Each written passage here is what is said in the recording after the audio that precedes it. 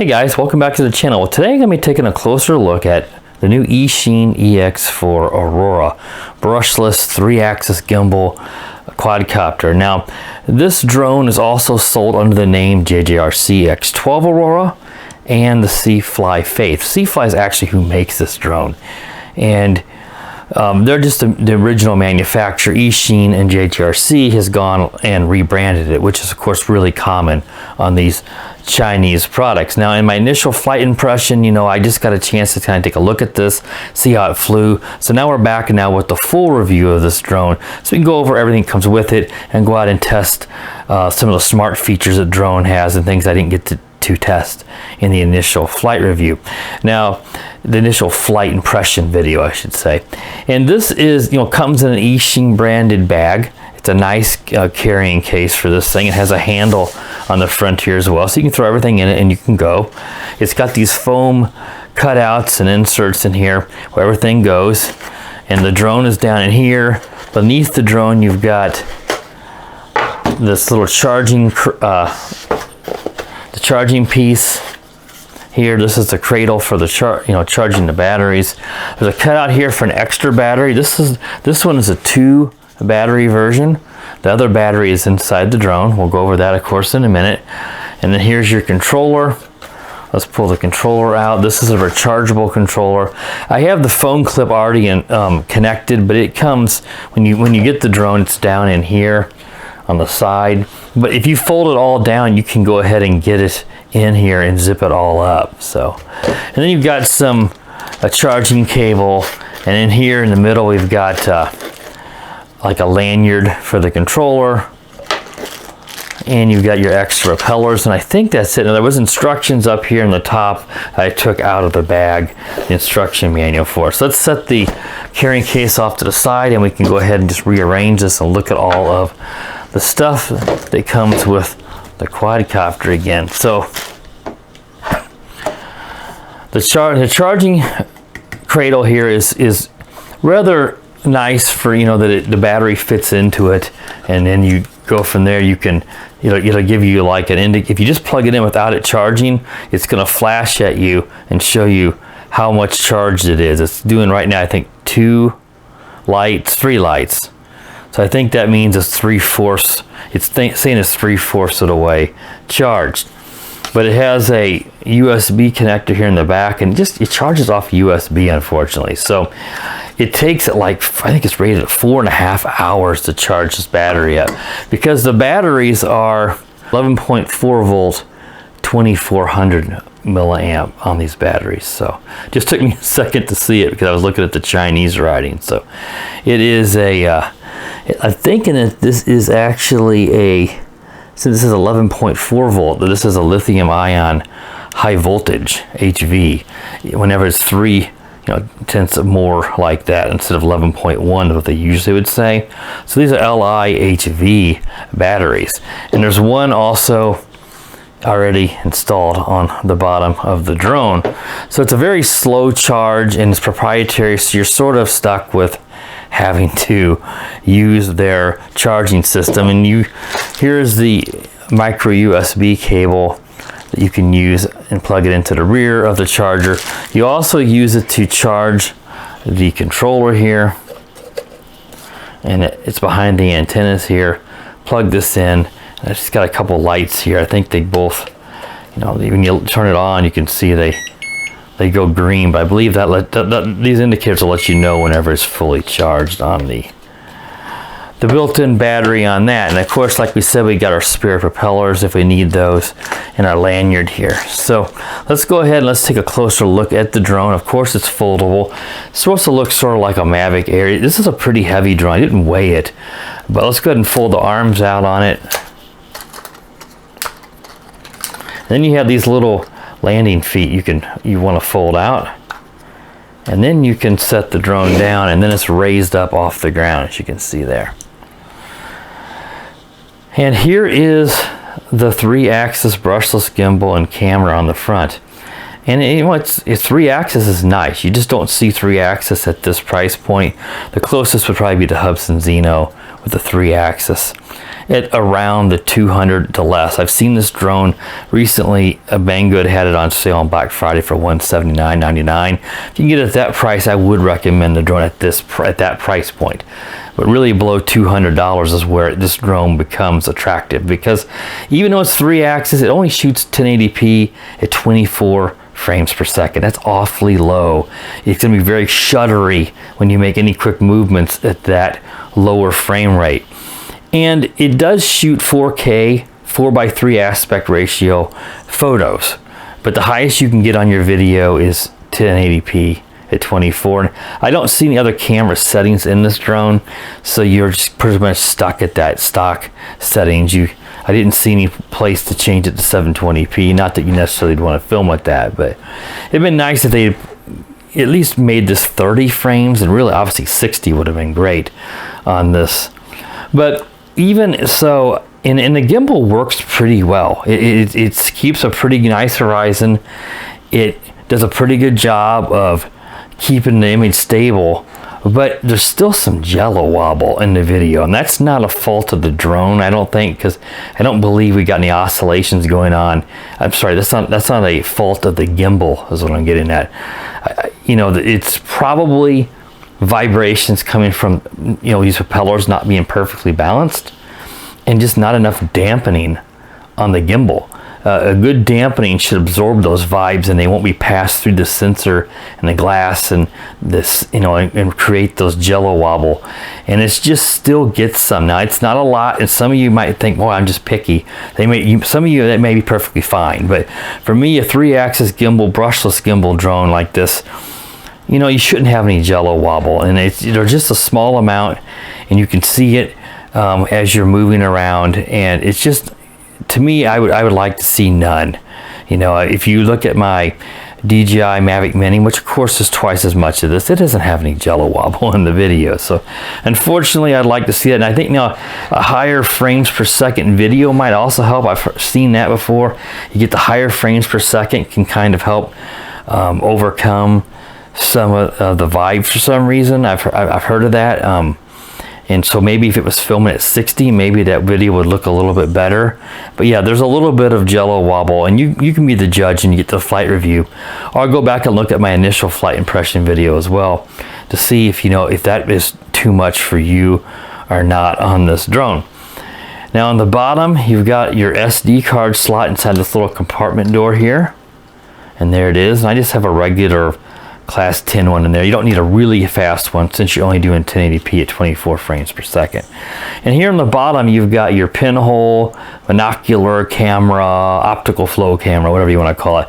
That looks down at the ground and helps the drone hold position along with the GPS. So it's supposed to make it hold better. Or if you're flying it indoors and you don't have a GPS lock at all, this is going to help you get a good, you know, position hold in your house.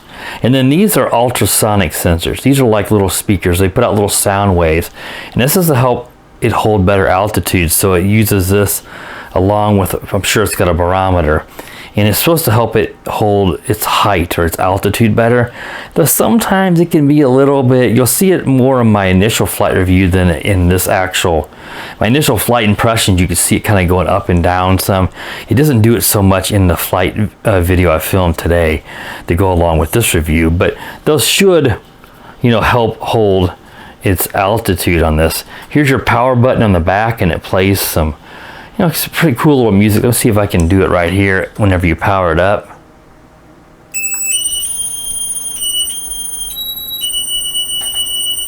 And that's what the little song it does is firing up. And there you can see it's got some little red, oh, I'm holding it up too high, guys, sorry. Here you can see it's your little red lights in the front. And of course we saw that one was blue in the back. It's easy enough when I'm doing this. I'll actually raise the item up above the camera. So if I ever get it too high, guys, I'm sorry. I got to make sure I look at my screen here that I'm not holding the item above the camera. So let's go ahead and we'll turn this back off now. I got that off now. And let's look at the controller. Now, these antennas are, I think these antennas are real, but I'm not 100% certain on that. You know, they like to throw fake antennas on stuff in China, and I can't quite tell right now. So I just, for to be safe, put them up, but these could be fake. You know, I've seen it, you see it a lot. But you would see something like this, you would expect these to be real. You can usually tell if there's a little wire inside there, and I'm not able to tell in the light right now. So you put your phone in here and then run the app. I'll go over that in just a minute, but you've got your photo video here. Short press for photos, long press for videos. Again, the video is 1080p at 24 frames per second. The photos are 4K, 4:3 aspect ratio. This is your auto takeoff and landing. If you hold this down, and then you have to long hold it. This is your return to home, and this is, I think, some of the modes you can use in the video, and I'm sorry, in the flight modes. And then this is your dial here for your gimbal to raise and lower it. So of course you've got full control of your tilt of the camera gimbal to move it up and down. There is a considerable amount of Wi-Fi lag with this. So the farther out you get, the more you'll notice it. You can even see it in the gimbal as you'll give it a command to tilt, and you'll see it looks like it's kind of jerky because, you know, you're getting that latency at a distance. This is rated at 1.2 kilometers full operation range from the controller, or 1 kilometer FPV. So really your FPV is as far as you're gonna fly there because you're well beyond line of sight. So 1 kilometer, and for what I've seen, it can do around that. So it doesn't seem to be overly exaggerated. Now this controller, you need to connect your app to the control, you need to connect your phone, excuse me, to the controller. There's a controller and a drone Wi-Fi. There's two separate ones. And if you're gonna fly with the controller, you connect the phone through the system settings to the controller Wi-Fi. Then whenever you turn you have to have this turned on, it'll automatically bind to the craft. So you make sure you connect when you're using the controller to the controller's Wi-Fi, and then the app, I think, will tell you that too. And then when you get into the app, you've got full control. You're using this, and it's sort of acting like a Wi-Fi repeater, and it's relaying the controller's information to the drone and into your phone and back and forth. If you want to fly just with your phone, though, then you connect your phone directly to the drone Wi-Fi, because you obviously don't have your controller with you, or you're not using it, and then you can just fly with the phone app if you choose to, which I never do that. So I wouldn't recommend doing that, but you can. So we'll go over the phone app here real quick. I need to grab my phone. All right, guys, and the app for this is called the Enjoy Fly. Now I know I had at least one person ask me in my original video on the initial flight impressions what this app is called. I guess they couldn't find the information, or they didn't know how to scan the QR code. So this is called the Enjoy Fly, and again, you can open this app up, and I don't think it's going to let me use it right now, but the Enjoy Fly app is what you're going to want to install on your phone. And then you open it up once you get connected to the controller, if you're flying with the controller, and go from there. You'll get to see it all here in the flight review coming up, because I did a screen recording so you can see all the functions of the Enjoy Fly app. And it just has an orbit mode and like a follow me, which I think is called tracking. Those are the only two smart features. And it does have an altitude hold mode as well, if you just want to use it altitude hold only, the sonic sensors and the barometer, and don't use the GPS at all. I didn't test that, but it should be a little bit sportier in that mode if you really need to, because the yaw is not super quick on this drone. So in GPS hold, at least, the drone can be sort of slow to kind of turn, which isn't necessarily a bad thing for filming video. Another thing I don't think I mentioned was the flight time on this is advertised at around 25 minutes. Even if it gets 20, I didn't actually fly this all the way dead. Though in the flight review you'll see coming up, I forgot to swap batteries, and it says, it's giving me a low battery warning. I think it said all the way down to 10% as I was landing. I wasn't even paying attention. That's why my phone was vibrating at me. The app was warning me, hey, you got a low battery. But that's why this is nice that I got the 2 battery version, because I had that battery charged. Thought I put it in, I didn't. I was able to swap it in and go right back up in the air and continue filming the review. So that pretty much covers everything that I can think of here for the table review portion of this Eachine EX4 Aurora. So what I'll do is we'll go on outside for the flight review, where I take it up, fly it around, and of course we go over a couple of those smart features, and you can be a judge for yourself on what you think about the camera quality and the amount of jello that you can see at times, which isn't a lot, but it's certainly there. So we'll be right back, guys, with the flight review.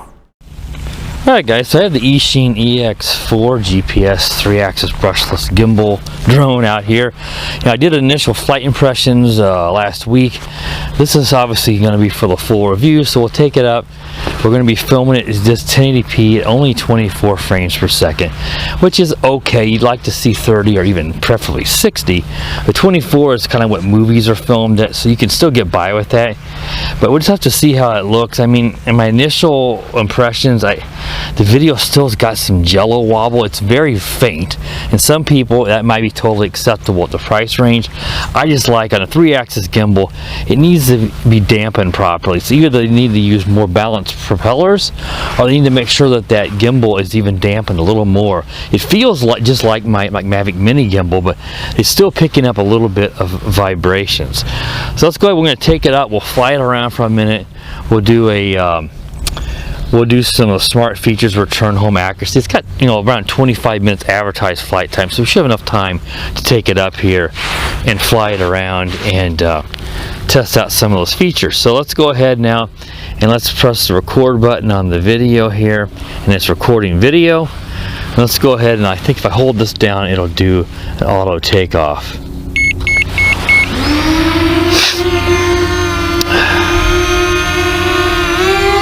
It's got those ultrasonic sensors to help it with its altitude along with the barometer. It's doing pretty good here though. You can see when I took off, it kind of bobbed up and down. And it's got that monocular optical flow camera on the bottom that was supposed to help the GPS in holding position, or if you're flying it indoors or something, that'll work when you don't have a good GPS lock. Let's turn it around and we'll tilt the gimbal down here. I should do some pictures if I have it here in a minute. Hey guys, wave at you there. Let's turn it around here, and we'll probably take it out here just for a second. I'll bring it back. Maybe we'll take a couple photos. Let's put the gimbal back up here. I can get my hand on the wheel.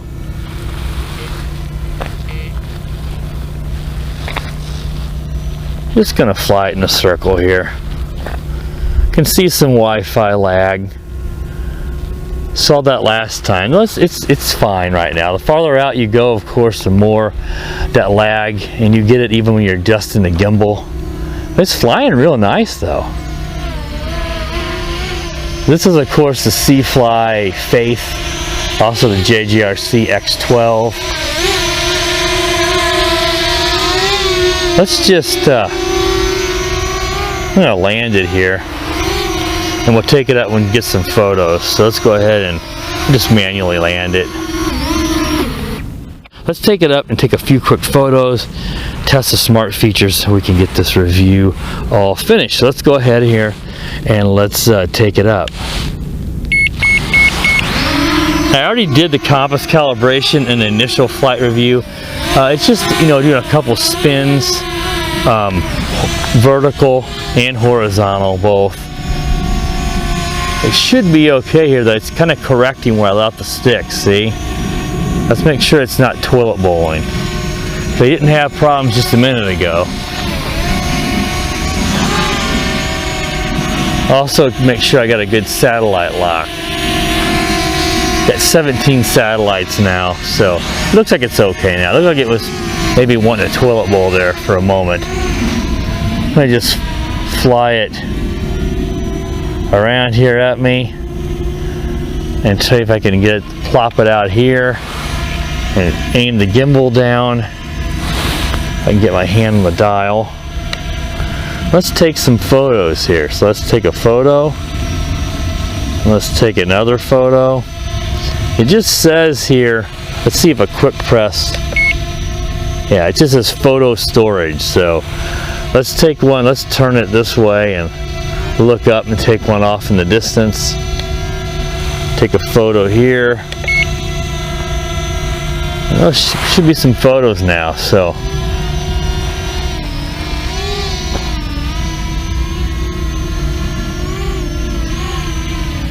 Let's go ahead and maybe I can sync it up doing like some hand movements here, and we'll start recording some video. Hey guys. All right. Well, let's go ahead and let's take it, let's do some, see if we can test some of these smart features here. So let's go ahead here and let's click on position and go to, I think it's, let's try track. And it should track me. Let's see, we got it at 8. I think that's the distance from, that's a height. There, let's leave it at 8. Now let's see, it's going to track the GPS in my phone, and yeah, it's working good. Gimbal seems to be behaving too. I'm going to see if I can back it up. So no, it won't let me. Seems like in Quadcopter 101's review of the JJRC that there was issues at times. The gimbal was really going berserk when he did follow me, which is of course called track. Yeah, this is working pretty good. Let's see if I have any gimbal tilt control. Yeah, I do. Obviously you want to keep it on yourself. It's not going to aim the gimbal down at you, so if you're following yourself, I imagine you want it to follow, be aimed at you. Alright, that worked really well. Okay, let's go ahead and see if we can get out of that mode, and let's go to orbit. Let's see what orbit mode does here, if it's going to fly out or it's just doing a circle on me. Let's see, orbit mode is running. Let's fly it out here and see what it does when we, oh, there it's just stopping. It's just doing a yaw. Let's click out of that and go back to position. Orbit mode, I would think, would be like circle me mode, but it was just doing a yaw spin there. Let's take it out. I don't want it that far. Let's bring it down. Back it up a little bit. Oh, let's try my nose. Man, I tell you this weather. Orbit. Huh. It's just doing a yaw spin. Like just a yaw orbit. I know in Quadcopter 101's video, I'm pretty sure it did a circle of him. But it's just doing a yaw spin. Now is it gonna go? Well, now it looks like maybe it will. Now it's starting to orbit. Well, that's strange. It would just do a yaw spin at first. I mean, I know you have to kind of set the orbit with your right stick here. Now we can see it's working just fine. That's actually a pretty nice. It's just circling the spot where I told it to. It's not circling me. So here it comes around. But at first it was just just yaw spinning on me. Maybe it was waiting for that input from my right stick. Let's go ahead and press back on position and stop it. Oops. Position. It's giving me some sort of a weird. I had to hit orbit again. Now it went back to position. So you got to hit orbit again on the app to stop that mode for some reason. So let's go back. Let's try that orbit mode one more time. I'm just going to see if I can. It's spinning now. see if I can, I don't know. See, I'm trying to give it stick controls here, and it's just spinning on me. It says orbit mode is running. Now it's gonna, well, I don't know. It's not doing much. I'm giving it, it's doing some, I'm trying to send it out to do, let's see if I can get it to go now. It'll go. I think it will. It's probably the way I was facing, because I'm facing this way, and it's just getting a matter of getting the stick arranged right. So some of this is on me, but it does kind of tend to want to spin in a circle until you can finally get, you know, the drone out and set the radius. Yeah, that works really well. Just a little bit finicky on getting it going. So go ahead and press the orbit again. That kills it out. Now it goes back to position. All right, those smart features actually work pretty good. So let's go ahead here and let's just take it out here, and we'll do a return to home accuracy, and that should wrap up this test. This thing does have, we'll probably come back on another day when I've got more time and do like a distance test, because it's supposed to have 1 kilometer, 1.2 kilometer range, 1 kilometer FPV range, which of course, why are you going to go beyond the FPV range? But I'm pretty sure it can do it from what I've seen. I'm going to take it out here. I'm out about 150 meters. I got nice signal. Looks pretty good. I got the gimbal, I think, aimed down a little. Let's aim it straight up. We'll take it out towards the edge of the field. We'll do a return to home, see how that accuracy is. This is even farther than I flew the, getting some Wi-Fi lag. I'm gonna let up right there. I'm out 280 or so. Let's go, let's see if I can do a return to home. It's giving me an error on that. Let's try it on the controller then. I don't think it wants to do, yeah. For some reason it's not wanting to do return to home through the app. But you know, it's weird. This drone connects from the phone to your controller. You got to make sure you don't connect it to the drone unless you want to fly just by the app. And then the controller obviously connects to the drone itself. So it is flying back now. So you know, for return to home, you may have to use the controller there. It was telling me it was under remote control use, and it wouldn't let me do return to home from the app. I'm not really sure why that is. It lets me take photos from the app. Here I can see it's coming back. You can hear it over here. I'm going to tilt the gimbal down. Yeah. But yeah, it's kind of weird there. It didn't want to well, look down at us. Nice. It's turning back around. I think it may be turning around to face the direction that it was to take off. And here it comes. But yeah, it didn't want to let me execute a return to home in the app. Just like some of the smart features, it was giving me an error when I tried switching. When I tried switching orbit mode off, I had to, and it really flies down to the ground quick. And let's go ahead and press the return to home button to cancel that. So yeah, it was a little bit, you know, it's a little bit finicky in a few things with the app. Like it was wanting to not let me use some things in the app, like the cancel orbit mode. You got to press orbit again, like. But when I was in follow me, I think I went to position and it works. So, I mean, the app is a little bit, works pretty good, but I wouldn't say it's the most polished app out there. Let's see. Will a long press stop the video? Now let's go ahead and press it in the app and stop it, because that's where I started recording with, and hopefully we got footage here on the SD card from that flight. But you know, lots of times I tend to want to press the app, and it's like it's probably best to use the controller for a lot of things, you know, just to be safe. So all right guys, that wraps up the review of the Eachine EX4 new drone. You know, overall it's not a bad little drone here. And yeah, that wraps up the review.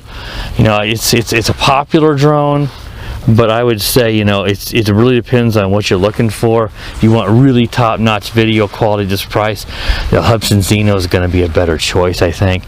But, you know, it's not too bad. It works pretty good. They need to polish the app a little bit more, but overall, you know, for the price range, I'd say it's okay.